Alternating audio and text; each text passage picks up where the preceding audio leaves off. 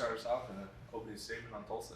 Yeah, well, it's good to be here. Now we're in the thick of it. It's going into week 2. Got Tulsa here at home, so nice to have another home game.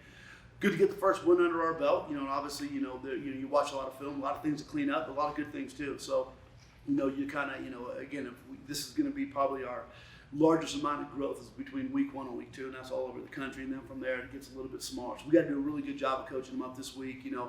After watching the film, seeing a really young offensive line kind of come together, do some good things, struggle with some things. There's a lot of room for growth there, but excited to see it. The guys played really hard. Logan, same thing. I mean, first start as a starter, going into week 1, did some good things, missed some balls, that could really change the game. And I think you're going to see much improved guy there too. Defensively, we were lights out. We weren't perfect, up front. I like how aggressive we were, kept them off schedule. On the back end, a couple things we need to clean up. STs did some really good physical things, had a lot of mistakes though as far as penalties, cost us a ton of field position. However, they were violent mistakes. And if we're going to make a mistake and we're doing it because we're over aggressive, and you come away with a win, that's okay. We just got to go ahead and got to coach it up, get a little bit more discipline, but like the aggression our guys played with. So excited about week 2. Question. Coach Sanchez, just how much of an accurate gauge did you get from your team from week 1? Pretty good. To me, the competitiveness, the demeanor on the sidelines, the way they were coachable the entire time, no highs and lows. Like I said, there's a lot of things we can. When you watch a game film and you look and go like, man, we're playing pretty well, and we're just not that explosive, or we're not this and that. Then you get a little nervous. When we saw the amount of things that we can do better, it kind of excited you. And say you sit there last night and you watch it and go like, oh yeah, there's a ton of room for growth here. This team's got a chance. Coach, in the passing game, Logan 14 of 31, but threw for a good amount of yards. How do you what are some things you guys can do to try and make that passing game a little bit more efficient going forward? Yeah, well, if you watch a film and you really, screw down on it, you look and go like, okay, like we ran a ghost play and he just missed a wide open guy overthrew him. That's not going to happen twice. He got to set his feet. There was one time he ran a star route and he thought the flat defender was going to roll out and he kind of double clutched it, ended up being ball onto the ground.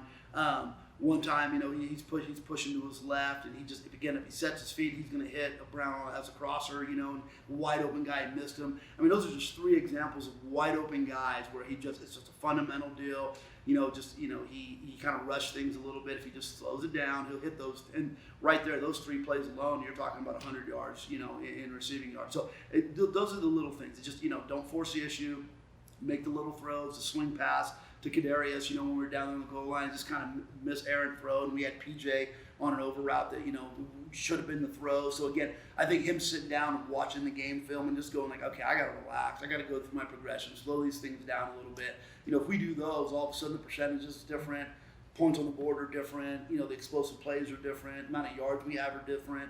So those things change the game. So again, you're fortunate that you're able to get away with it in week 1 and come away with a win. Now we have to be better against Tulsa this week. For Donovan and Gabe, just obviously played an FCS program in week 1, going to FBS level week 2. Can you run me what the transition is like when you guys have to know you're taking a step up in competition from one week to another?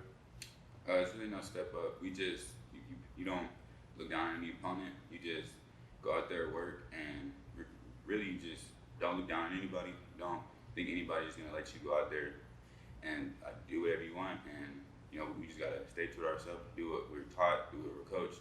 And as long as we follow the game plan, do what we practice all week, we'll be fine. Gabe, can I get your perspective on that too? Yeah, exactly. Like he said, and like our coach says, it's not playing up to your level of competition, it's playing down to your level of training, really. So treat everything the same way. And, honestly, some mistakes that we made this week, it is going to look different against better opponents, and we need to be perfect. We played a very technically sound game, but we have to keep doing that and keep improving. For all 3 of you, just anything stand out about Tulsa this week, maybe Donovan defensively and Gabe offensively, just anything stand out that you guys have to look out for this Saturday? Yeah, they have a pretty strong run game. I think their O-line for defensively is going to look different than we saw this week. Scheme's a lot different. They have more powerful running backs, but just the same amount of preparation. We should prepare the same always. So. Donovan, anything about Tulsa's defense? Like you said, the same preparation. I think their DBs are a little taller, longer. It's kind of how it is as you go up in competition. But like I said, nothing changed in the preparation. We go out there and do what we're coached to do, Tony, they have a first-year coach on the other side. Just anything that stands out about him in particular, what he's emphasizing with Tulsa? No, he's had a good career. I mean, it's like, walking in year one. And again, it's so different nowadays. I mean, he brought in 50 some odd players. Everybody does. Rosters are different. We're familiar with Dom Richardson. He spent some time here in the spring. So we kind of familiar with their backs a little bit. They're going to play with a really fast pace. That's the one thing. Tempo's going to be a little bit different. They're going to go a lot faster. Last week their defense won against an offensive line that had, I think, one career start behind it. You know what I'm saying? And so, we're kind of gauging their defensive efficiency. They had those 2 great 4th down stops. We'll see. I mean, again, I tell our guys every week, it's really about us. We got to take care of our own stuff. And they're a solid team. They're going to be well coached. All 3 phases look like they're doing a good job. And they're still building that thing together. And just kind of like we are. So we're excited about it. AJ and TK, are they doing good? Do you feel like they're going to be good to go for Saturday? Yeah, I mean, we'll see. Hopefully we get good news on those guys. It's just, it's kind of one of those, week-to-week things with them, so we'll see. I think I saw Tyler that he got his hand iced on Yeah. Saturday as well. Is he doing okay? Yeah, so Tyler has a broken hand, so he'll be out for at least 2 weeks. So we're looking to have surgery here real soon, and he'll get it clubbed up, and he'll be back in there. But that's kind of what they're saying right now. Got to get him in, get a surgery. I believe he'll get a pin put in there, and then he'll be clubbed up, but he'll be out a couple weeks. Great thing is we got a lot of guys in that last game. Torrey Geathers did a really good job. Quincy Davis did a really good job. Again, we talked at the beginning of the year. The depth on defense was a lot different. I mean, when you look at the play count for our guys up front, with our defensive line, we rotated 8 guys in the entire night. We rotated linebackers in the entire night. It's something we didn't have the luxury to do a year ago. So again, it's unfortunate because Tyler's a special guy. There's no doubt about it. Team captain, leader, been around for a long time. But it's not like it was in the past where, there's a big hole. We've got other good guys that are going to step on up. We want Tyler back, but we got some guys that will come in and be fine. Donovan, just 99 receiving yards for you on last Saturday. I believe on 5 receptions. Just what did that start of the season kind of is going to do for you moving forward, knowing you're off to a pretty solid start to your year? Just keep doing what I continue to do. Keep doing what I know I could do. Keep doing. The coach put trust in me. Logan put trust in me. Throw the ball to me. I just got to continue to show them I could do it. I could be the guy to go do that, and that's all. Keep doing that.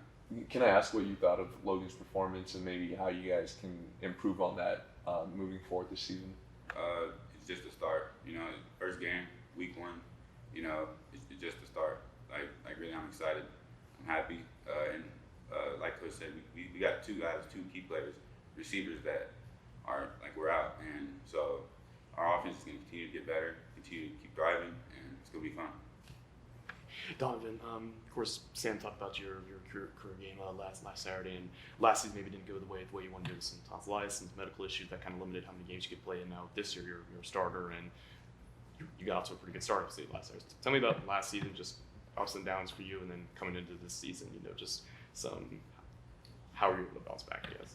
I mean, to be honest, it was probably one of the lowest times of my life because I was sitting after my surgery, just watching the games. I was probably just sitting there watching, not being there with the team.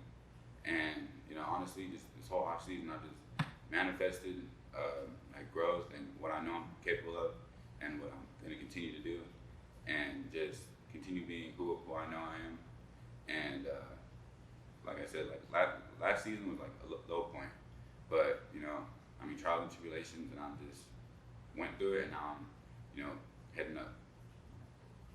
Coach, only about one time in the last 20 years, New Mexico State started 2-0. What would a win on Saturday and starting 2-0 mark about the trajectory of where this program is headed in your second year here? You're trying to collect as many wins as possible. Obviously, going 2-0 would be a great start. They're trying to do the exact same thing.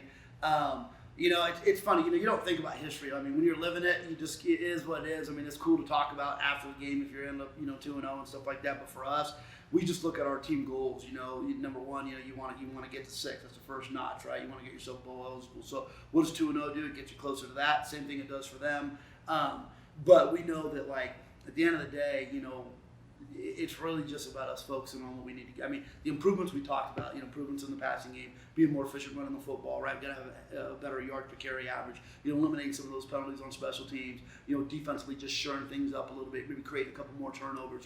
We just got to really hone in, special teams, continue to kick the ball the way we did. We were outstanding. One of the best performances I've seen on both of our kickers, So we got to continue to do the good things well, and we got to clean up the other things. And then as far as the outside stuff, we don't even really spend much time talking about that. But, we say it 1 week at a time. We want to go 1-0 this week. That's kind of our mantra. We talk about it all the time. And as we continue to progress, if you're able to collect more wins, you get closer to that first goal, which, is getting 6 wins and getting yourself to the unscheduled game. Gabe, the pass rush was pretty good last week. You guys got 3 sacks, 8 quarterback hurries, and there was a lot of new guys in there. Of course, yourself, newish.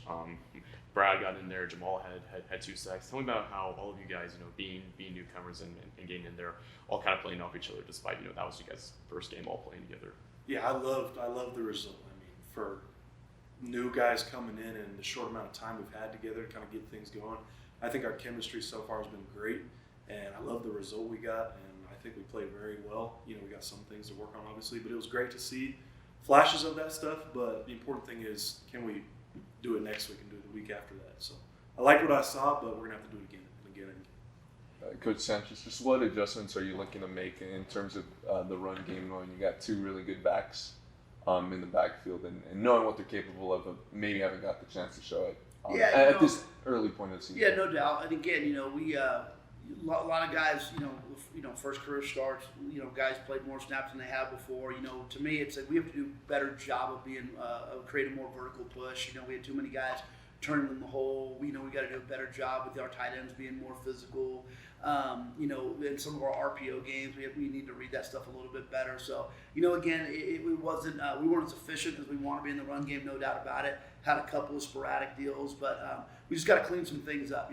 Better job of communicating. Again, vertical press is a big thing for me. And then being more physical at the tight end spot. And if we do that, again, with the passing game, I think we can shore it up. So, again, I tell our guys all the time, you got a chance to make a huge jump in week 1. And then after that, the degree in which you get better is going to be a little bit smaller each week as you progress. But this week, we want to see an exponential jump. And I'm sure they're talking about the same things over there. But, you look around the country, and it's interesting, man. You look at some of the scores, and, this is the first time in a long time you see some lower scoring games week 1 than you normally do. And I really think because the reason is you have so many new guys and so many new rosters, the defenses are a little bit ahead. So just, again, week in and week out, just got to get a little bit better with some of the more inexperienced guys, and those guys, you'll see a huge growth in them.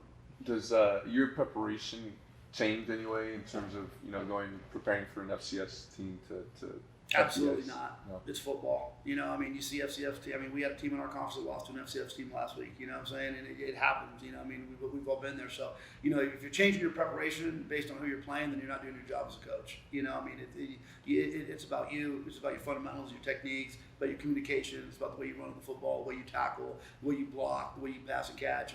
You got to take care of those things. So no, your preparation. I don't care who you're playing. If you change it based on your opponent, and you're gonna be a little less prepared, you're probably gonna get your ass kicked. Tony, that was last week was the first time we got to see that new look O-line go in there with all those new starters. Just how do you feel like they played, and is there anything you want to see them build on? Absolutely. I thought they competed hard.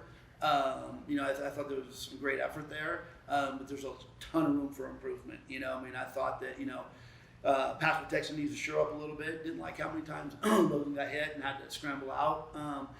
Again, the run game is a big thing. I think we averaged just over 2 yards a carry. That can't happen. You got to do a better job there. So again, the effort's there. The wants there. We have some talent there, so that's good. We have those things. Now we just got to continue doing a good job coaching those guys up. I also wanted to ask both of your coordinators, David Yost and Joe Morris. They choose to coach from the booth, and of course you're on the sidelines in there. I wonder how that dynamic works for you, where you're talking to both those guys up in the booth, and both your coordinators are up there, and just personally, if you're at the bird's eye view, there's different philosophies. I guess when you're on the field as a coordinator, you can communicate with guys. I think people are on the field because they want to be seen on TV, because you see the game so much better when you're up in the booth. When you're up in the booth, you don't got to rely on anybody else telling you. You see what's going on. It's just kind of like, when you're in the military, right? And the guy who's making the battle plans, he's not sitting there on the front lines. You know what I'm saying? I mean, he's back there making it from a bird's eye view. So I think it helps quite a bit. Now, if you are like a head coach that calls it, that's a little different. You have to be down there, and then you got to rely on somebody. But I think, Joe and Yost being up there, the information's coming straight from them. They're seeing it from the bird's eye view. They're in a calm place, making good, calm decisions. So, personally, I think it's really good.